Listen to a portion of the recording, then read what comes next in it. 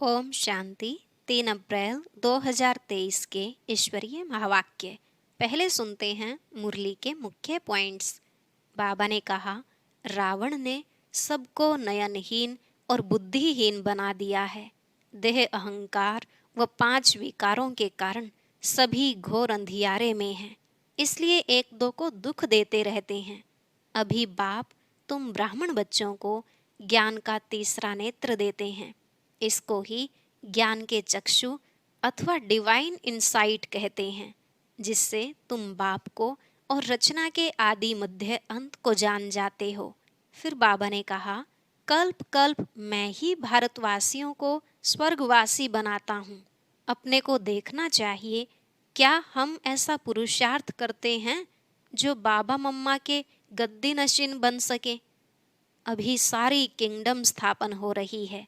कोई तो सूर्यवंशी राजा रानी का वर्षा लेते हैं, कोई फिर चंद्रवंशी का। हर एक अपने पुरुषार्थ से ही पद पाता है। कदम कदम तुम श्रीमत पर चलेंगे तो श्रेष्ठ बन जाएंगे। माया तो घड़ी घड़ी पछाड़ेगी, परंतु तुम कोई विकर्म नहीं करना। खबरदार रहना। हरेक को अपनी शक्ल देखनी चाहिए। क्या हम लक्ष्मी नारायण को वरने लायक बने हैं?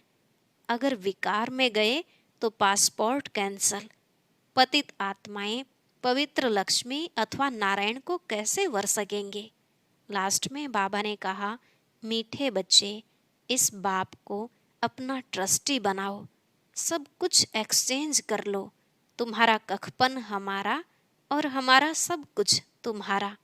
देह सहित जो कुछ है वह सब मेरे को दे दो, तो मैं तुम्हारी आत्मा और शरीर दोनों को पवित्र बना दूंगा और फिर राजाई पद भी दूंगा। अब सुनते हैं महावाक्यों को विस्तार से। कहा, मीठे बच्चे, बाप आए हैं तुम्हें ज्ञान का तीसरा नेत्र देने, जिससे तुम सृष्टि के आदि मध्य अंत को जान बुद्धिवान बने हो। प्रश्न, आत्मा और शरीर दोनों को पवित्र बनाने तथा राजाई पद का अधिकार लेने की सहज विधि क्या है? उत्तर, तुम्हारे पास देह सहित जो भी पुराना कखपन है उसे एक्सचेंज करो, बाप के हवाले कर दो, पूरा बलि चढ़ो, बाप को ट्रस्टी बनाओ, श्रीमत पर चलते रहो, तो आत्मा और शरीर दोनों पवित्र बन जाएंगे। राजाई पद प्राप्त हो जाएगा। जनक भी बलि चढ़ा तो उनको जीवन मुक्ति मिली। तुम बच्चे भी बाप को वारिस बनाओ तो 21 जन्मों का अधिकार मिल जाएगा। गीत, नयनहीन को राह दिखाओ प्रभु। ओम शांति। बच्चों ने गीत सुना। यह भक्त भगवान को पुकारते हैं। भगवान को पूरा न जानने के कारण मनुष्य कितना दुखी है, कितना माथा मारते रहते हैं भक्ति मार्ग में। सिर्फ इस जन्म की बात नहीं, जब से भक्ति मार्ग शुरू हुआ है तब से धक्के खाते रहते हैं। भारत में ही पूज्य देवी देवताओं का राज्य था, जिसको स्वर्ग सचखंड कहा जाता था। अब भारत झूठ खंड है। भारत की महिमा बड़ी जबरदस्त है, क्योंकि भारत परम पिता परमात्मा का बर्थ प्लेस है। उसका असुल नाम शिव है। शिव जयंती मनाते हैं। रुद्र व सोमनाथ जयंती नहीं कहा जाता है। शिव जयंती व शिवरात्रि कहा जाता है। अब सभी नयनहीन बुद्धिहीन हैं, क्योंकि सब में 5 विकार प्रवेश हैं। रावण ने नयनहीन और बुद्धिहीन बनाया है। एक दो को दुख देते रहते हैं। भारत जब स्वर्ग था तो दुख का नाम नहीं था। स्वर्ग की स्थापना करने वाला है हेवनली गॉड फादर। अभी सब भक्तों का भगवान तो जरूर एक होना चाहिए ना। सभी नयनहीन हैं, अर्थात ज्ञान के चक्षु व डिवाइन इंसाइट नहीं है। भगवानुवाच, मैं तुमको राजयोग सिखाता हूँ। श्रीमद् भगवत गीता है मुख्य। श्री अर्थात श्रेष्ठ मत से अब तुमको बुद्धिवान बनाया जाता है। दिव्य चक्षु अर्थात ज्ञान का तीसरा नेत्र देते हैं। वास्तव में ज्ञान का तीसरा नेत्र तुम ब्राह्मणों को मिलता है, जिससे तुम बाप को और बाप की रचना के आदि मध्य अंत को जान जाते हो। इस समय सर्वव्यापी हैं देह, अहंकार व 5 विकार, इसलिए सभी घोर अंधियारे में हैं। तुम बच्चों के पास रोशनी है। तुम्हारी आत्मा सारे वर्ल्ड की हिस्ट्री ज्योग्राफी को जान गई है। आगे तुम सब अज्ञान में थे। ज्ञान अंजन सतगुरु दिया, अज्ञान अंधेर विनाश। जो पूज्य थे वही फिर पुजारी बन पड़े हैं। पूज्य हैं रोशनी में, पुजारी हैं अंधेरे में। परमात्मा को आप ही पूज्य, आप ही पुजारी नहीं कह सकते। वह तो है ही परम पूज्य, सबको पूज्य बनाने वाला। उनको कहा जाता है परम पूज्य, परम पिता परमात्मा। कृष्ण को थोड़े ही ऐसे कहेंगे, उनको सब गॉड फादर नहीं कहेंगे। निराकार गॉड को ही सब गॉड फादर कहते हैं। है वह भी आत्मा, परंतु परम है, इसलिए उनको परम पिता परमात्मा कहा जाता है। आत्मा और परमात्मा का रूप एक ही है। जरूर हम आत्मा हैं, वह परम आत्मा सदैव परम धाम में रहने वाला है। अंग्रेजी में उनको सुप्रीम सोल कहा जाता है। बाप कहते हैं, तुम गाते भी हो आत्मा परमात्मा अलग रहे बहुकाल। ऐसे नहीं, परमात्मा परमात्मा से अलग रहे बहुकाल नहीं। पहले नंबर का अज्ञान है आत्मा सो परमात्मा, परमात्मा सो आत्मा कहना। आत्मा तो जन्म मरण में आती है, परमात्मा थोड़े ही पुनर्जन्म में आते हैं। बाप बैठ समझाते हैं, तुम भारतवासी स्वर्गवासी पूज्य थे। यह सारी ईश्वरीय फैमिली हो गई ना। अच्छा भला यह तो बताओ, तुम माता पिता किसको कहते हो? यह कौन कहते हैं? आत्मा कहती है, तुम माता पिता, तुम्हारी कृपा से स्वर्ग के सुख घनेरे हमको स्वर्ग में मिले हुए थे। तुम माता पिता आकर स्वर्ग की स्थापना करते हो तो हम आपके बच्चे बनते हैं। बाप कहते हैं, मैं संगम पर ही आकर राजयोग सिखलाता हूँ नई दुनिया के लिए। बाप आकर समझाते हैं, तुम मुझे भूल गए हो।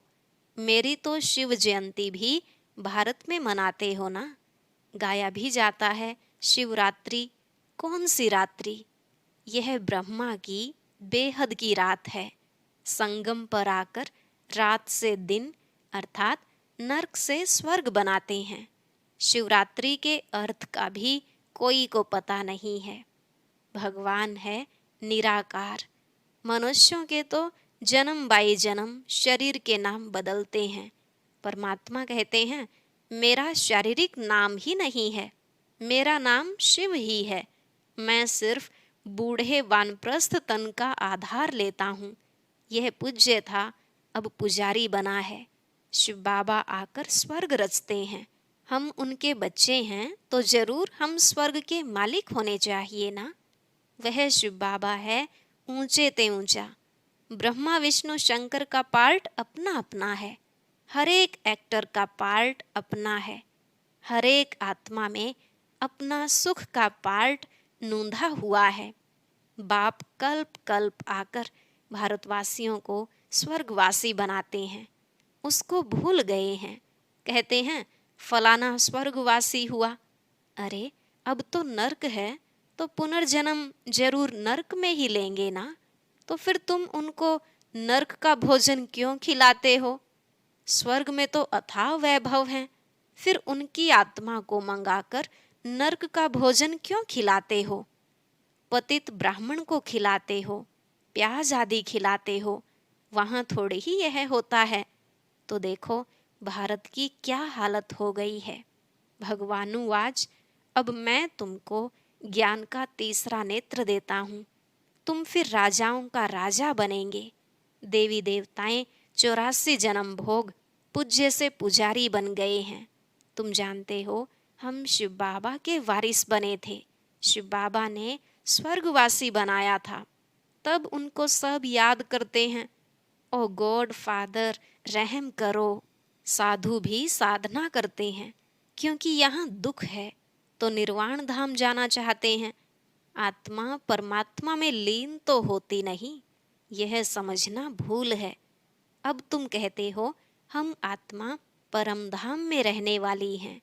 हम आत्मा सो देवी देवता कुल में आएंगी, फिर 84 जन्म भोगेंगी। हम सो आत्मा फिर दैवी कुल, क्षत्रिय कुल से वैश्य शूद्र कुल में आएंगे। शिव बाबा जन्म मरण में नहीं आते, सिर्फ आकर भारत को स्वर्ग बनाते हैं। गाया भी जाता है, सतयुग में सूर्यवंशी श्री लक्ष्मी नारायण की डायनेस्टी थी। जैसे क्रिश्चियन घराने में Edward the first, Edward the second, third चलता है, वैसे ही वहाँ भी Lakshmi Narayan the first, Lakshmi Narayan the second, third, ऐसे 8 डायनेस्टी चलती हैं। अभी तुम ब्राह्मणों का तीसरा नेत्र खुला है। बाप बैठ आत्माओं से बात करते हैं। तुम ऐसे 84 का चक्र लगाकर इतने इतने जन्म लेते आए हो। वर्णों का भी एक चित्र बनाते हैं जिसमें देवता, क्षत्रिय, वैश्य, शूद्र बनाते हैं। अब तुम जानते हो हम सो ब्राह्मण चोटी हैं। इस समय हम हैं ईश्वरीय औलाद प्रैक्टिकल में। इस समय राजयोग और ज्ञान से हमको सुख घनेरे मिलते हैं। कोई तो सूर्यवंशी राजा रानी का वर्षा लेते हैं, कोई चंद्रवंशी का। सारी किंगडम स्थापन हो रही है। हर एक अपने पुरुषार्थ से वह पद पाएंगे। कोई अगर पूछे कि अभी पढ़ते पढ़ते हमारा शरीर छूट जाए तो क्या पद मिलेगा, तो बाबा बतला सकते हैं, योग से ही आयु बढ़ती है, विकर्म विनाश होते हैं, और कोई उपाय पतित से पावन बनने का है नहीं। पतित पावन कहने से ही भगवान याद आता है। भगवान है कौन यह नहीं जानते। बाप कहते हैं मैं आता ही भारत में हूँ, यह मेरा बर्थ प्लेस है।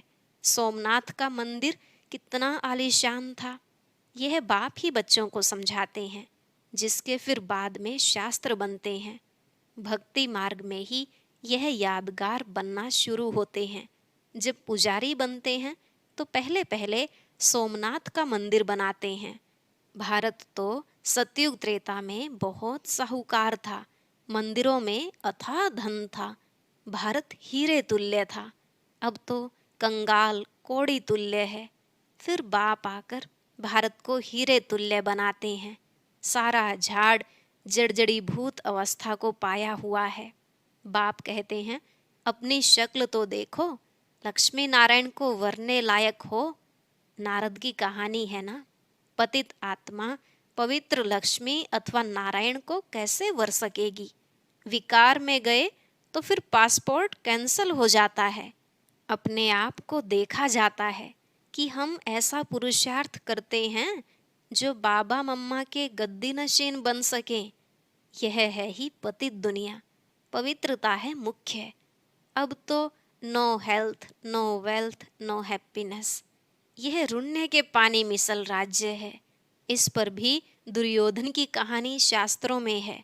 दुर्योधन विकारी को कहा जाता है। द्रौपदी कहती है हमारी लाज रखो। यह द्रौपदियाँ हैं ना। बाप कितना अच्छी रीति समझाते हैं। जितना बुद्धि योग पूरा लगा हुआ होगा तो धारणा भी होगी। नॉलेज ब्रह्मचर्य में ही पढ़ी जाती है। बाप कहते हैं गृहस्थ व्यवहार में रहते कमल फूल समान रहना है, दोनों तरफ निभाना है। मरना भी जरूर है। मरने समय मनुष्यों को मंत्र देते हैं। बाप कहते हैं तुम सब मरने वाले हो, मैं कालों का काल सबको वापस ले जाने वाला हूँ। तो खुशी होनी चाहिए ना। फिर जो अच्छी रीति पढ़ेंगे वह स्वर्ग के मालिक बनेंगे, नहीं पढ़ेंगे तो प्रजा पद पाएंगे। यहाँ तुम आए हो राज्य पद पाने। यह पढ़ाई है, इसमें अंधश्रद्धा की बात नहीं। यह पढ़ाई है राजाई के लिए। जैसे उस पढ़ाई की एम ऑब्जेक्ट है बैरिस्टर बनेगा तो योग जरूर पढ़ाने वाले टीचर से रखना पड़े। यहाँ तुमको भगवान पढ़ाते हैं तो उनसे योग लगाना है। बाप कहते हैं, मैं परम धाम बहुत दूर दूर से आता हूँ। परम धाम कितना ऊंच है, सूक्ष्म वतन से भी ऊंच है।